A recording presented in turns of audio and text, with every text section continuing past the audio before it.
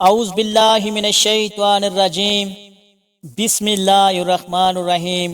معزز ناظرین، السلام علیکم۔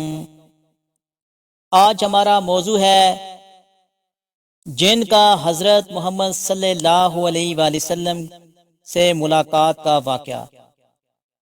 حضرت انس رضی اللہ عنہ بیان کرتے ہیں کہ رسول اللہ صلی اللہ علیہ وآلہ وسلم نے فرمایا، اللہ کسی مومن کی کوئی نیکی ضائع نہیں کرتا، اس کو اس نیکی کے بدلے میں دنیا میں عطا کیا جاتا ہے اور اس کے بدلے میں اسے آخرت میں جزا دی جائے گی، اور کافر کو اس کی دنیا میں اللہ کے لیے کی گئی نیکیوں کے بدلے میں کھلایا جاتا ہے، حتیٰ کہ جب آخرت کو پہنچے گا تو اس کی کوئی نیکی نہیں ہوگی جس کی اسے جزا دی جائے۔ حضرت ارباز بن ساریہ رضی اللہ عنہ فرماتے ہیں کہ نبی اکرم صلی اللہ علیہ وآلہ وسلم نے ارشاد فرمایا، بے شک میں اللہ کے ہاں مجھے سب سے پہلے خاتم النبیین لکھ دیا گیا تھا، جبکہ آدم علیہ السلام کا ابھی خمیر تیار کیا جا رہا تھا، اور ان قریب میں تمہیں اس کی طویل سے آگاہ کروں گا۔ میں اپنے باپ حضرت ابراہیم علیہ السلام کی دعا ہوں اور وہ بشارت ہوں جو حضرت عیسیٰ علیہ السلام نے اپنی قوم کو دی تھی، اور اپنی والدہ کا وہ خواب ہوں جو انہوں نے دیکھا تھا۔ میں ان سے ایک ایسا نور نکلا ہے جیسے ان کے لیے شام کے مائلات روشن ہو گئے۔ حضرت عبداللہ بن عباس رضی اللہ عنہ فرماتے ہیں، قریش نے نبی اکرم صلی اللہ علیہ وآلہ وسلم کی بارگاہ میں عرض کی، آپ ہمارے لیے دعا کریں کہ صفا پہاڑ ہمارے لیے سونا بن جائے، تب ہم آپ پر ایمان لائیں گے۔ آپ صلی اللہ علیہ وآلہ وسلم نے فرمایا، کیا تم واقعی ایمان لے آؤ گے؟ انہوں نے کہا، جی ہاں۔ تب نبی اکرم صلی اللہ علیہ وآلہ وسلم نے دعا مانگی، فوراً حضرت جبریل علیہ السلام حاضر بارگاہ ہو گئے اور عرض کی کہ اللہ تعالیٰ آپ کو سلام ارشاد فرماتا ہے، اور فرماتا ہے اگر آپ کی خواہش ہے تو ہم صفا کو سونے کا بنا دیتے ہیں، لیکن اگر اس کے باوجود بھی کسی نے انکار کیا تو پھر میں ان کو ایسا عذاب دوں گا جو ساری کائنات میں کسی کو نہیں دیا گیا ہوگا، اور اگر آپ چاہیں تو میں ان کے لیے توبہ و رحمت کے دروازے کھول دیتا ہوں۔ حضور صلی اللہ علیہ وآلہ وسلم نے فرمایا، ٹھیک ہے یا اللہ، ان کے لیے توبہ و رحمت کے دروازے کھول دے۔ محترم ناظرین، مکہ مکرمہ میں ولید نامی کافر رہا کرتا تھا۔ اس کا ایک سونے کا بت تھا جس کی وہ پوجا کیا کرتا تھا۔ ایک دن اس بت میں حرکت پیدا ہوئی اور وہ کہنے لگا، لوگو، محمد اللہ کا رسول نہیں ہے، اس کی تصدیق مت کرنا، معاذ اللہ۔ ولید بڑا خوش ہوا اور باہر نکل کر اپنے دوستوں سے کہنے لگا، مبارک ہو، آج میرا معبود بولا ہے، اور صاف صاف اس نے کہا ہے کہ محمد اللہ کا رسول نہیں ہے۔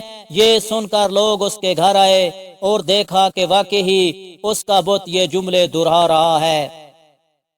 وہ لوگ بہت ہی خوش ہوئے اور دوسرے دن ایک عام اعلان کے ذریعے ولید کے گھر میں ایک بہت بڑے اجتماع ہو گیا تاکہ اس دن لوگ بت کے منہ سے وہی جملے سنیں۔ اس بڑے اجتماع میں ان لوگوں نے حضور صلی اللہ علیہ وآلہ وسلم کو بھی دعوت دی تاکہ حضور صلی اللہ علیہ وآلہ وسلم خود تشریف لا کر بت کے منہ سے وہی جملے سنیں۔ چنانچہ حضور صلی اللہ علیہ وآلہ وسلم بھی تشریف لائے۔ جب نبی کریم صلی اللہ علیہ وآلہ وسلم تشریف لائے تو بت بول اٹھا، اے لوگو، خوب جان لو کہ محمد صلی اللہ علیہ وآلہ وسلم اللہ کے سچے رسول ہیں، ان کا ہر ارشاد سچا ہے اور ان کا دین حق پر ہے۔ تم اور تمہارے بت جھوٹے ہیں جو تمہیں گمراہ کرنے والے ہیں۔ اگر تم اس سچے رسول پر ایمان نہ لاؤ گے تو جہنم میں جاؤ گے۔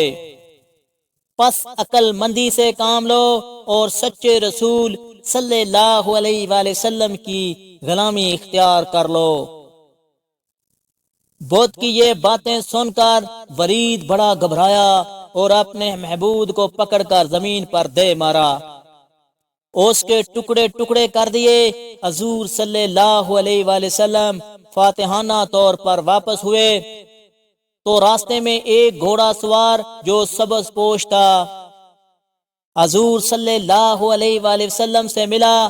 اس کے ہاتھ میں تلوار تھی جس سے خون ٹپک رہا تھا۔ حضور صلی اللہ علیہ وآلہ وسلم نے فرمایا، تم کون ہو؟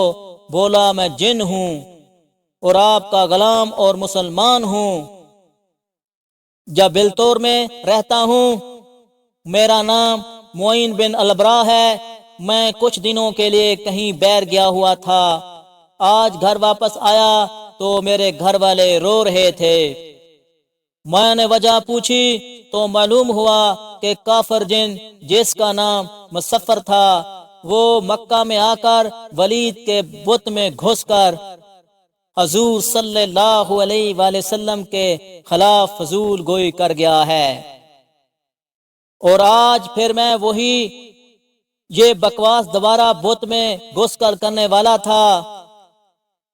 اس سے پہلے وہ آپ کے متعلق بکواس کرتا، یا رسول اللہ صلی اللہ علیہ وآلہ وسلم، مجھے سخت غصہ آیا، میں تلوار لے کر اس کے پیچھے دوڑا اور اسے رستے میں قتل کر دیا۔ پھر میں خود ولید کے بت میں گھس گیا اور اب جو کچھ کہا میں نے کہا۔ حضور صلی اللہ علیہ وآلہ وسلم نے یہ قصہ سنا تو بڑی خوشی کا اظہار کیا اور اپنے اس جن غلام کے لیے دعا فرمائی۔